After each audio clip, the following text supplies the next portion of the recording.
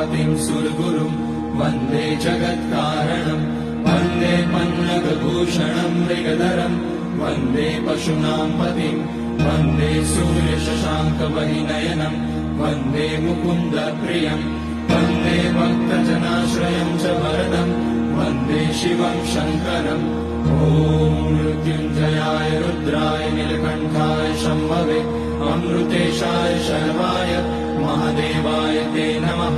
नमस्तेऽस्तु भगवन् विश्वेश्वराय महादेवाय त्र्यम्बकाय त्रिपुरान्तकाय त्रिकाग्निकालाय कालाग्निरुद्राय नीलकण्ठाय मृत्युञ्जयाय सर्वेश्वराय सदाशिवाय श्रीमान् महादेवाय नमः। ॐ नमः शम्भवाय च मयोपवाय च नमः शङ्कराय च मयस्कराय च